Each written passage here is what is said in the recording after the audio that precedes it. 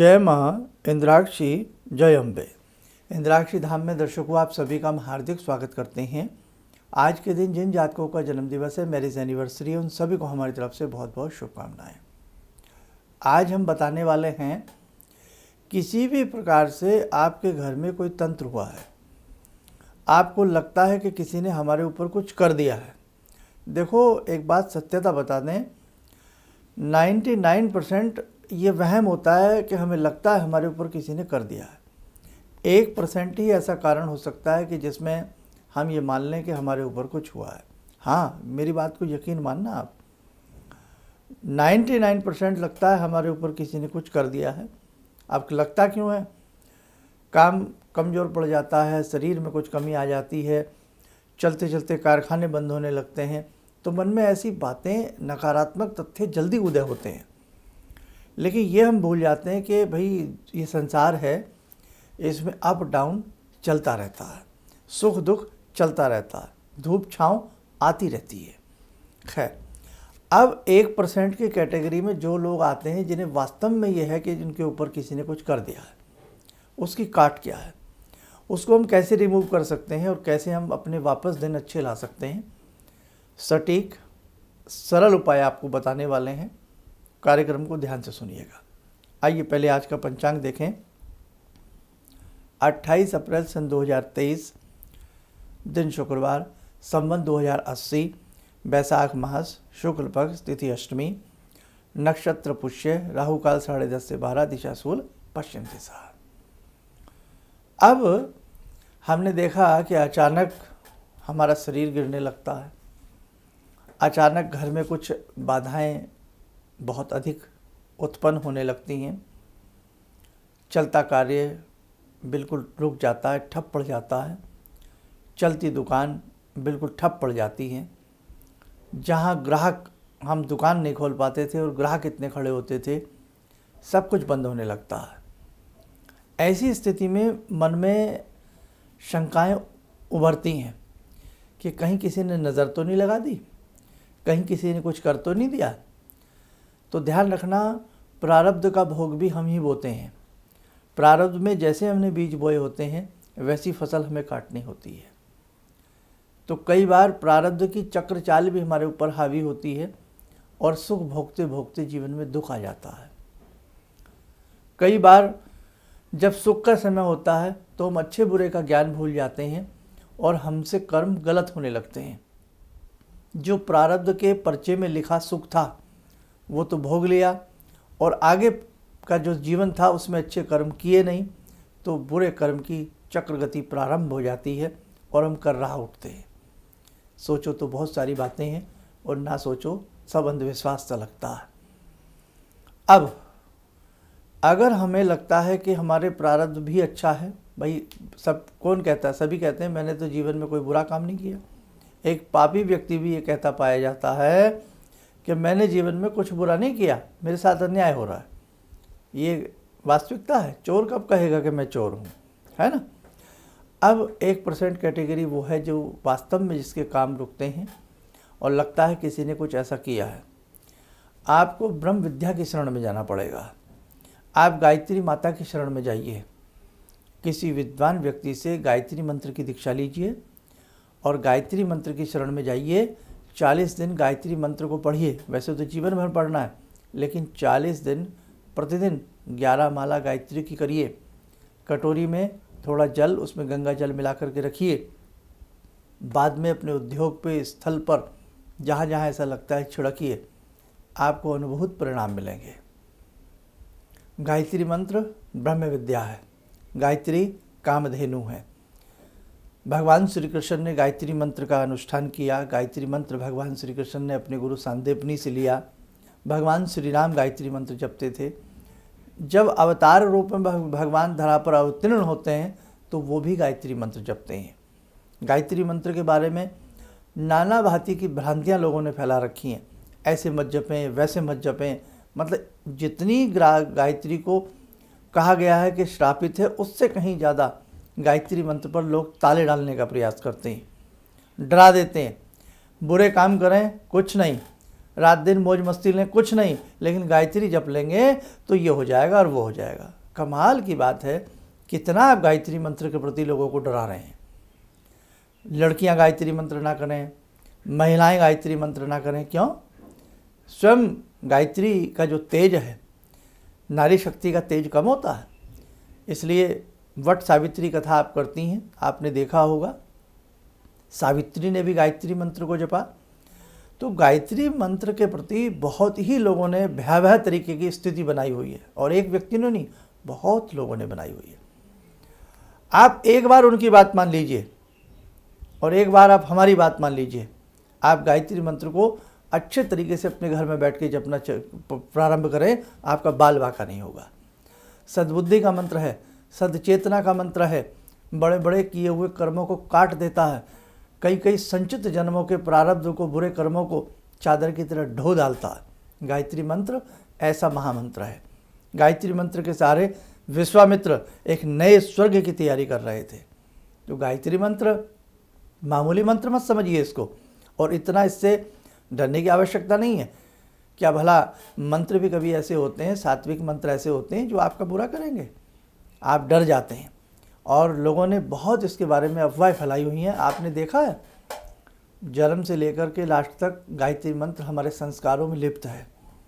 हमारे स्कूलों के प्रांगण से लेकर के, हमारी प्रार्थना सभाओं से लेकर के, शांति पाठ से लेकर के, 16 संस्कारों से लेकर के गायत्री मंत्र लिप्त है, अर्थात गायत्री मंत्र जुड़ा हुआ है। गायत्री मंत्र महामंत्र है, कामधेनु है गायत्री मंत्र। मंत्रों में मंत्र राज कहलाता है गायत्री मंत्र। इसलिए अब आपकी इच्छा है, आप हाथ पे तावीज बांधिए, धागे बांधिए, गले में लटकाइए, वो आपकी इच्छा है। लेकिन एक बार आप गायत्री मंत्र की शरण में जाइए, आपका कोई बाल बांका नहीं कर सकता। गायत्री के मंत्र के अंदर इतनी अग्नि है, गायत्री मंत्र के अंदर इतना तेज है, कहने का भाव हमारा। तो लाखों में एक उपाय कि जब भी आपको ऐसा लगे, आप गायत्री मंत्र का अनुष्ठान करें और गायत्री मंत्र से ही अपने घर में छींटा मारें, आपके घर की सभी चीज़ें दूर हो जाएंगी। अब हम करते क्या हैं, अशुद्ध गायत्री मंत्र पढ़ते हैं कई बार, तेज़ी से गायत्री मंत्र पढ़ते हैं कई बार, मन में भाव जगा करके गायत्री मंत्र नहीं पढ़ते हैं। और दूसरी बात, गायत्री मंत्र पढ़ते हैं, घर में गलत चीज़ें खाते हैं, मांसाहारी हम घर में रखते हैं। अब देव को पाने के लिए देव बनना पड़ता है, समझे? लोहे को काटने के लिए लोहे की आवश्यकता होती है। इसलिए जब भी गायत्री मंत्र पढ़ें, सबसे पहले मन की शुद्धि के साथ साथ तन की शुद्धि भी होनी चाहिए, और तन की शुद्धि के साथ साथ आपके घर की, पर्यावरण की जो स्थिति है, घर की स्थिति है, वो भी शुद्ध होनी चाहिए। मामूली नहीं है गायत्री माता।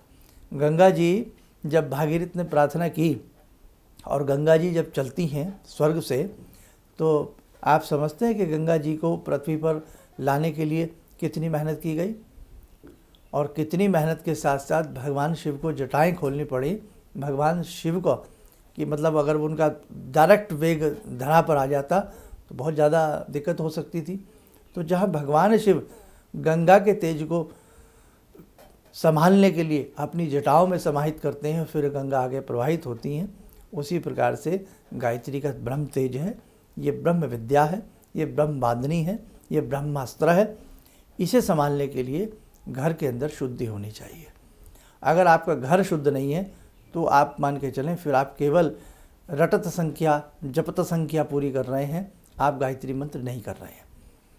आपको आज हमने एक बात बताई है, बहुत ही मन खुश होकर के और जोश में आपको हमने बात बताई है।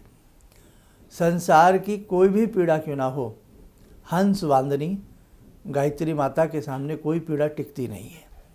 आप मन से गायत्री मंत्र जपना, हर प्रकार का जादू टोना तंत्र मंत्र, न जाने कैसी कैसी बातें आ जाती है, मुठ करनी, ये वो सब समाप्त हो जाएंगी अगर आप गायत्री मंत्र पढ़ते हैं।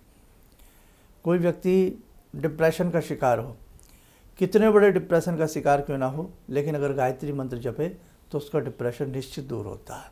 खैर, परम पूज्य गुरुदेव पंडित श्री राम शर्मा शांति कुंज, शायद ही कोई ऐसा व्यक्ति हो जिसने नाम ना सुना हो। परम पूज्य गुरुदेव ने अपनी बाल्यावस्था से ही गायत्री मंत्र को जपा। शांति कुंज जो लोग गए होंगे उन्हें महसूस हो जाता है कि यहाँ शांति बिखरी हुई है, यहाँ वास्तव में ऋषि मंडल है, यहाँ वास्तव में एक सुवासित बयार बह रही है जिसमें कहीं न कहीं मंत्र ध्वनि पूरित होती है, संचरित रहती है। कहने का भाव 24 महापुरुष क्षण परम पूज्य गुरुदेव ने किए। एक पुरुष क्षण में 24 लाख मंत्रों को जपना होता है और गायत्री के एक अनुष्ठान में 1.25 लाख मंत्रों को करना होता है। तो 24 पुरुष क्षण 24 साल करना मायने रखता है साहब। और गुरुदेव की फिर वाणी, गुरुदेव का तेज, गुरुदेव का ज्ञान और गुरुदेव का कुंडलिनी का जागरण करना, अनेकों बातें। कभी विस्तारित तरीके से आपको परम पूज्य गुरुदेव के बारे में हम, छोटा मुँह बड़ी बात है, जितना भी गुरुदेव का दिया ज्ञान है आपको देने का प्रयास करेंगे। तो गायत्री मंत्र एक महामंत्र है। आप गुरुदेव की किताबें पढ़िए, गुरुदेव की पुस्तकें पढ़िए, आपको समझ में आएगा। इस बार जो हम आयोजन कर रहे थे उसमें भी गायत्री गुरुदेव की पुस्तकें वितरण करने वाले थे और जो ये आयोजन आगे होगा उसमें भी गुरुदेव की पुस्तकें आपको वितरित की जाएंगी, वितरण की जाएंगी। तो हर प्रकार के तंत्र की काट है ब्रह्म विद्या महागायत्री। समझ गए? चलिए, समय हो चला है ब्रह्म विद्या की साधना से। आइए जुड़ते हैं आज की साधना में भगवती दुर्गा, भगवती सावित्री, भगवती गायत्री से। ॐ सिन्दूरारुण विग्रहां त्रिनयनां माणिक्यमूले स्फुरात् स्तारानायकशेखरं स्मितमुखी भापेन वक्षोरुवां पाणिभ्यामलपूर्णरत्नचषकां रत्नोत्परां बिभ्रति सौम्यां रत्नगटस्थरक्तचरणां ध्यायेत्पराम् अम्बिकां खड्गं चक्रगदेषु चापपरिगान् शूलम्बुशुण्डिं शिरा शङ्खं संदधतीं करे स्त्रीनयनां सर्वाङ्गभूषावृतां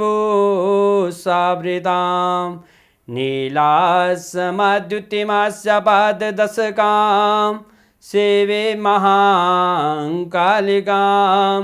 यामास्तो स्वपितैर्हरो कमलजो हन्तुं मधुं कैटवम् विद्युद्दाम समप्रभां मृगपते स्कन्दस्थितां भीषणां कन्या विहकरवालखेटविलसा धस्ताविरासेवितां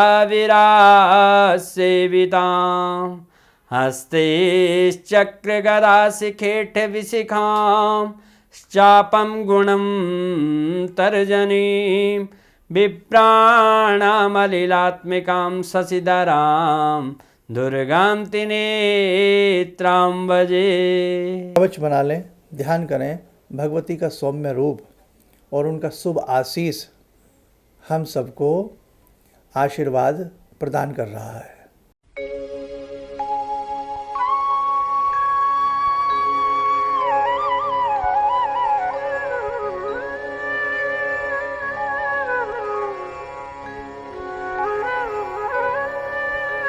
ओम बोलते हुए नेत्र खोलें, सामान्य हो जाए। देखो सब दर्शकों, श्रीमद् भागवत, देवी भागवत, देवी भागवत के लिए हमें 1100 व्यक्ति, अधिकतम 11,000 व्यक्ति चाहिए। देवी भागवत का जब कार्यक्रम प्रारंभ होगा आपको बताया जाएगा। संध्या का ही समय इसमें विचार किया गया है और यदि आप भी चाहते हैं ऑनलाइन आप देवी भागवत सुने, आपका कल्याण हो, आपके कार्य सिद्ध हों, उसके लिए आपको अपना नाम, नंबर एंड कहाँ से आप हैं लिखवाना पड़ेगा। अभी नहीं, हम आपको और बताएंगे थोड़े से दिनों के बाद। आप इसमें अधिक से अधिक लोगों को अभी से ही अपने मन में जोड़ना शुरू कर दें। अपने पेपर के ऊपर उन लोगों के नाम लिखना शुरू कर दें जो धार्मिक प्रवृत्ति के हैं और इस विशेष आयोजन में, इस विशेष यज्ञ में, ज्ञान यज्ञ में वो सम्मिलित होना चाहते हैं। नंबर 1, ठीक है।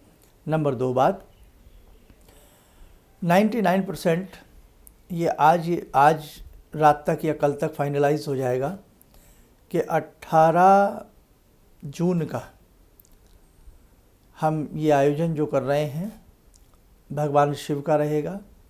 अमावस्या का दिन है और प्रयास कर रहे हैं गंगा का तट ही लिया जाए, जिसमें आपके पितरों के निमित्त और बहुत सारी चीज़ों के लिए जो ये भगवान शिव का इस बार रुद्राभिषेक हो, आपका कल्याण करे। रविवार का दिन रखा जाएगा, ठीक है। तो ये सारी चीज़ें 1-2 दिन में फाइनलाइज हो जाएंगी। बस फटाफट आने के लिए तैयार रहें और अपना नाम लिखवाने के लिए आप लोग तैयार रहें। आप स्वस्थ रहें, सुखी रहें। इन्हीं शुभकामनाओं के साथ हम अपनी वाणी को विराम देते हैं। जय जय अम्बे। तो आपका मैं रेगुलर में देखता हूँ 6:30 बजे का, यानी हवा निकाल के टाइम। तो आपने एक मंत्र बताया था, ओम वैश्यमुखी राजमुखी स्वाहा। जी, मेरा ऑफिस में हमेशा कलकत्ता में जो होता है, कोई भी हो, बैक ऑफिस में कोई झमेला, खिटपिट, बॉस के साथ खिटपिट, इधर पार्टनर्स के साथ खिटपिट हमेशा लगा रहता था। कुछ भी हो जाए, बात करो, चिढ़ जाता था। ये रेगुलर मैं सुबह पूजा करने के बाद वहीं पे पूजा घर में ही बैठ के मैं 21 बार आपने कहा था, मैं 21 बार डेली जाप करता हूँ। अभी बहुत शांति से हूँ पंडित जी, कोई प्रॉब्लम नहीं है। किसी भी समस्या के समाधान के लिए मिले प्रसिद्ध हस्तरेखा एवं वास्तु विशेषज्ञ प्रोफेसर धर्मेंद्र शर्मा जी से। नोट: शिविर में भाग लेने हेतु एवं व्यक्तिगत रूप से मिलने के लिए कॉल करने का समय सुबह 10 बजे से शाम 6 बजे तक। हमारे विभिन्न ज्ञानवर्धक कार्यक्रम देखने के लिए आप हमें अभी सब्सक्राइब करें, बेल आइकन को प्रेस करें ताकि आप देख सकें हमारा कार्यक्रम सबसे पहले। और अधिक जानकारी के लिए फेसबुक पेज को लाइक करना न भूलें।